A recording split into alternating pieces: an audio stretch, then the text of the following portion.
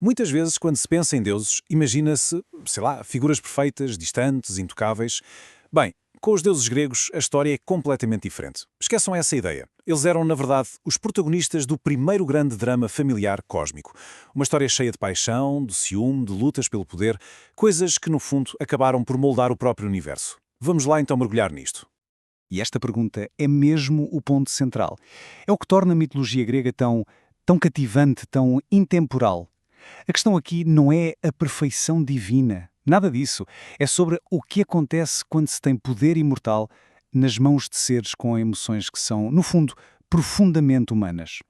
E tudo isto tem um nome, um conceito-chave para percebermos isto tudo: antropomorfismo. O que é que isto quer dizer? Basicamente que os gregos antigos imaginaram os seus deuses à sua própria imagem e semelhança. E não era só na aparência, era no coração, na alma. Os deuses deles amavam, odiavam, conspiravam, tal e qual as pessoas. E perceber esta ideia é mesmo a chave para abrir a porta de todo o panteão grego.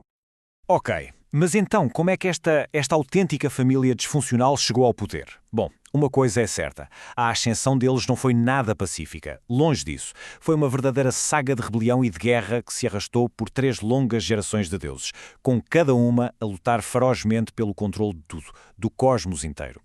Tudo começou, imaginem, com as forças primordiais, as mais brutas, Gaia, a Terra e Urano, o céu. Depois vieram os filhos deles, os titãs, com Cronos à cabeça, e Cronos, para chegar ao poder, traiu o próprio pai. Só que a história tem esta mania de se repetir, não é?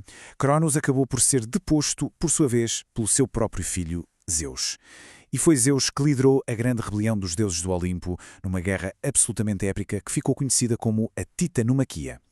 E os vencedores desta guerra cósmica, claro, precisavam de uma nova sede de poder. E que lugar escolheram? O topo do mítico Monte Olimpo.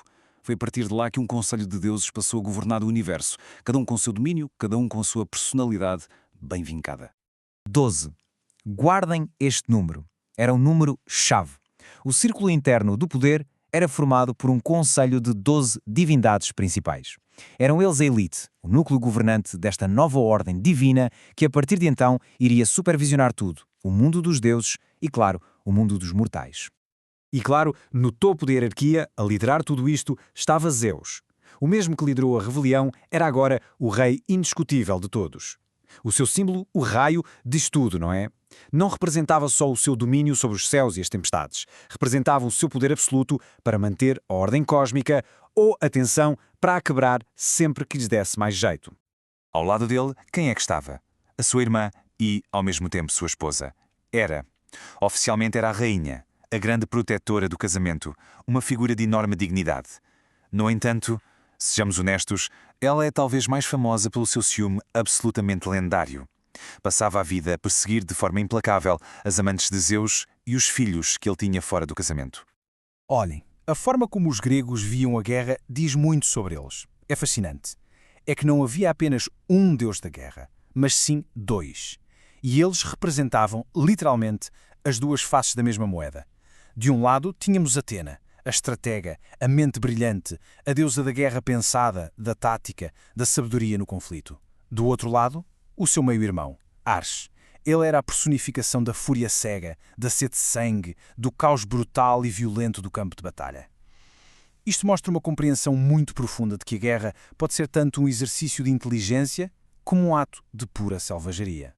E esta ideia de uma tensão entre opostos não se ficava pela guerra. Pensemos, por exemplo, em Apolo. Ele era o deus da luz, da música, da razão, o símbolo máximo da ordem, da clareza, da harmonia. E depois, em contraste total, o seu oposto, Dionísio, o deus do vinho, da festa, da loucura, da libertação de todas as regras. Para os gregos, a vida não era escolher um ou outro. Era viver neste equilíbrio constante e por vezes tenso entre a lógica de Apolo e o caos libertador Dionísio. Claro que o conselho não se ficava por aqui. O círculo interno era muito mais vasto. Tínhamos, por exemplo, os outros irmãos de Zeus. Havia Poseidon, o senhor temperamental dos mares e dos terremotos, sempre com o tridente na mão, pronto a agitar as águas, e Deméter, a deusa que dava de comer ao mundo, controlando as colheitas e a agricultura.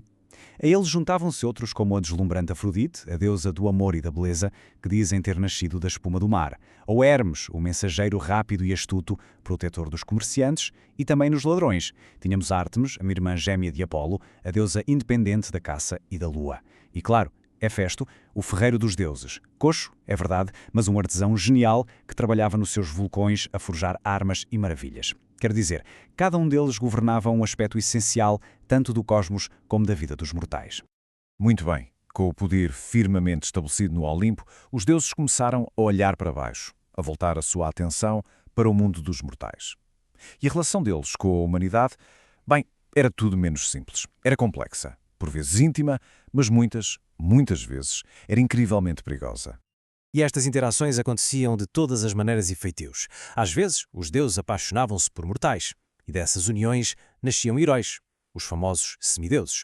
Outras vezes, metiam-se diretamente nas batalhas humanas para ajudar os seus protegidos, mas também podiam ser terrivelmente punitivos, castigando sem qualquer misericórdia.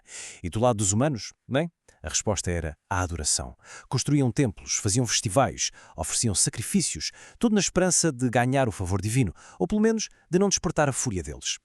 Portanto, no meio de tudo isto, havia uma regra de ouro para qualquer mortal. Uma regra que nunca, mas nunca podia ser quebrada. Evitar a íbris. E o que era a íbris? Era o pecado máximo, a arrogância, o orgulho desmedido de um humano se achar igual, ou pior ainda, superior aos deuses. Era a transgressão suprema. E a punição para isto era sempre rápida, sempre terrível e absolutamente inevitável. E aqui estamos nós, milhares de anos depois, e estas histórias continuam a ecoar. Continuam a fascinar. A pergunta é, porquê? O que é que há nestes deuses tão temperamentais, nestas aventuras tão antigas, que continuam a aprender a nossa imaginação coletiva de uma forma tão forte? A resposta, se calhar, está exatamente na humanidade deles. O verdadeiro legado imortal destes deuses não está no seu poder divino, está na sua imperfeição. Uma imperfeição que nos é tão familiar. É quase como ver as nossas próprias lutas, as nossas falhas, as nossas paixões, mas refletidas num espelho e ampliadas a uma escala cósmica. É por isso que, mesmo passados milénios, eles continuam a parecer tão relevantes. E para terminar, fica aqui uma reflexão. Um exercício de imaginação. Se este conselho de Deus do Olimpo existisse hoje, em pleno século XXI, quais seriam os seus novos domínios?